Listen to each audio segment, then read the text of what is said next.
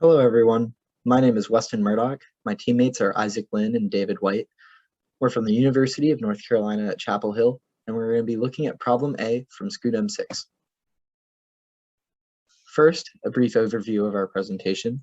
We're going to look at the background to the problem at hand, ask a central question, and present the problem itself.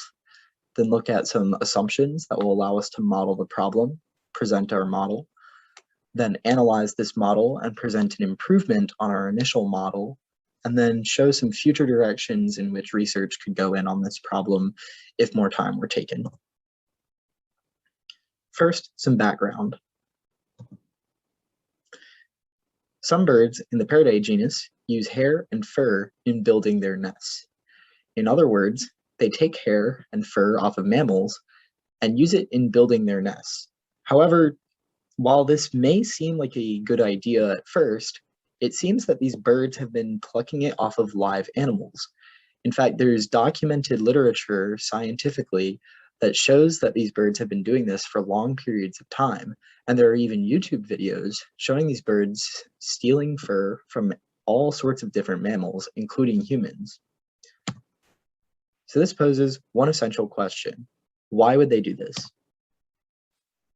Simply put, we believe that they take fur in order to gain warmth and insulation during the winter, as well as some protection from predators and gain a more fortified nest. The warmth and insulation benefits are obvious. However, protection from predators occurs in the form of deterring some predators from attacking their nest and preventing some insects from being able to get into their nest during the summer months. Obviously, this incurs a huge risk of getting attacked by the mammals that they're stealing fur from. So now our problem is going to be to create a model for why birds would be stealing hair and look at how birds steal hair over time and what ratio the population of birds might be stealing hair at any given time. In order to do this, we first have to make some assumptions that will help us to create a model. First, we're assuming that this behavior can be represented using two alleles at one locus. In other words, some birds will be stealing and some birds will not be stealing. This is determined genetically. Additionally, we're going to be assuming that the allele that determines kleptotrichia, in this case we're going to be simplifying that as the kleptoallele, is beneficial during the cold seasons and detrimental during the phase of nest building. We'll see exactly why this is important for our model later, but basically this means that we can take on both the benefits and deficits to stealing fur separately and look at them using separate parameters in our model. Additionally, we're going to assume that these parameters, that is, how beneficial and how detrimental it is to build a nest, to be constant across time. Furthermore, we're going to be assuming that the allele is incompletely dominant. Biologically, this can be quite complicated to explain, but mathematically, this is going to be equivalent to assuming that heterozygotes can be split across both the stealing population and non-stealing population of birds, and thus don't need to be accounted for in our model. This will be analogous to a haploid model, which we will cover in more detail shortly. The last set of assumptions we have correlate to Hardy-Weinberg equilibrium or to haploid fitness modeling. We assume that mating is random and that all organisms have equal reproductive success. We assume that mutation migration do not impact allele frequency. We assume a large population to prevent genetic drift. We assume that no other loci or alleles control this behavior and that all other behavior is equivalent across phenotypes. Now we'll discuss the model that we developed to keep track of allele frequency across generations. We measure the variables k of t or n of t, the proportion of our alleles over time. The sum of these are 1, so we only have one independent one, and we'll keep track of k of t. Our parameters, which we set between 0 and 1, are all selection coefficients. We have 1 for risk, 1 for bravery, and 2 that correspond to predation and temperature when we expand our model later on. We're going to be basing our model off of the haploid fitness selection model, as previously alluded.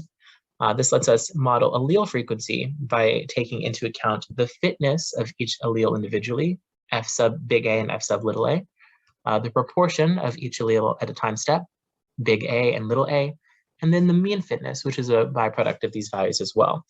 What this lets us do is keep track of the relative change of allele frequency for the population. And in the bottom equation, we can actually see that we can choose to standardize our values and only keep track of one selection coefficient, which is what we'll choose to do.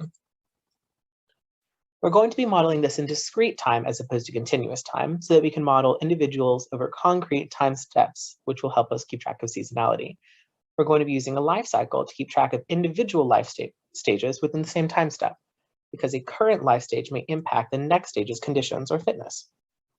This is the life cycle diagram that we'll be using for our model. At the top, we see that our final k triple prime of t minus 1 is equal to k of t for this time step. So we're pulling from the previous recursion.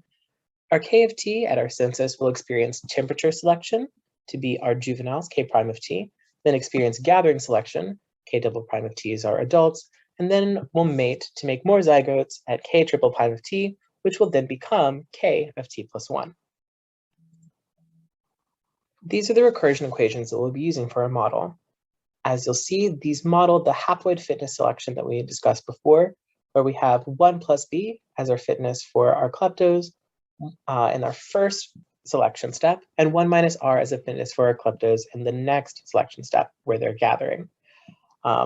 These are pulled from the same equations, and we note that we have our recursion at the bottom, k of t plus 1 is equal to k double prime of t, and this results in the following recursion equation that determines klepto allele frequency of one time step based on the previous. Now we're going to analyze our models for equilibrium values and stability. In discrete time, equilibrium is defined as a value for a function for which the next time step will be equivalent, or x of t plus 1 equals x of t. A stable equilibrium will have close values approaching the equilibrium, and an unstable equilibrium will have close values diverge. In discrete time, this is done by taking the eigenvalue of our system of equations, which in this case is a derivative of our recursion equation with respect to our variable, evaluated at the equilibria. And when the magnitude of our eigenvalue is less than 1, we have a stable equilibrium. Our first equilibrium that we're looking at is our fixation equilibrium, where k of t equals 1.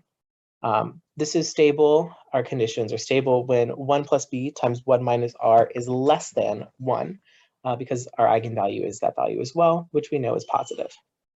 We also have graphed plots of these conditions resulting in a fixation equilibrium.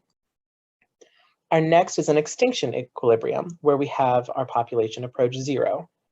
This is stable in the opposite conditions, where 1 plus b times 1 minus r is greater than 1, because we see that our eigenvalue is a reciprocal of the previous eigenvalue.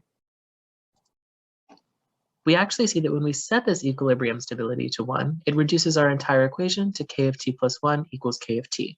What this means is that given an initial condition, we actually preserve that allele frequency across time because our benefit and risk constants are balanced. Next, I'll talk about how we improved our initial model. The first thing we did was incorporate climate variation from year to year by including a stochastic random variation on the b parameter, the fitness parameter, at each time step. This represents the fact that in a warmer winter, there will be more selective pressure, there will be less selective pressure favoring birds with the klepto gene because there will be less benefit to having a warmer nest, whereas in a cold winter, there will be more selective pressure favoring them. We also incorporated an additional phase of selection. In addition to selecting against the gene during nest construction and for the gene during the winter, we also, during the following summer, as the juveniles are growing up, selected for the gene once again, because having a stronger nest incorporating more hair potentially provides more protection against predators. You can see this in our updated phase diagram here. In addition to the 3 previously present phases, nest building, cold temperatures, and mating, we have added the new summer predation phase. Here are the equations for this updated model. The main difference is that there are now 3 selection time steps, and instead of just having a single B fitness term, there are now 2 separate B terms. BF is fitness during frigidity, so the winter fitness, and BI is the fitness during the summer. So you can see we now have these 3 separate predation stages, and then at the bottom is our new updated full 1-step recursion equation. Here are the new equilibria. Again, these are basically the same as the previous ones. except there are now 3 terms. The old 1 plus b term has now been split into 1 plus bi and 1 plus bf. Future directions. Where can we go from here with this model? Some of the implications of this model. When benefits outweigh risks, all birds will engage in kleptocracy, and when risks outweigh benefits, no birds will engage in this behavior. If the two are balanced, ratios remain constant. In the real world, there are slight variations to this benefit to risk ratio over time, and thus the balance point shifts, but they do seem to stay balanced somewhere rather than going all the way to one extreme or the other. Therefore, in further study, we could incorporate more factors that could potentially help us model how this balance point shifts. We could do this by incorporating randomized variance in all the parameters rather than just varying fitness from year to year. We could vary other parameters to incorporate random shifts over time. Alternatively, we can make a new model that, rather than using a random shift in parameters, uses a non-random predetermined time-based model for the parameters. For example, a model based on climate change. And then the last thing we can do is, under our improved model, find steady-state periodic and quasi-periodic solutions. In conclusion, some birds in these populations still prefer to build nests to gain protection. Benefits outweigh the risks on average in the real world, and our model shows how this can happen. Future models can improve this by implementing more randomization or modeling the parameters more explicitly. And then here are our references.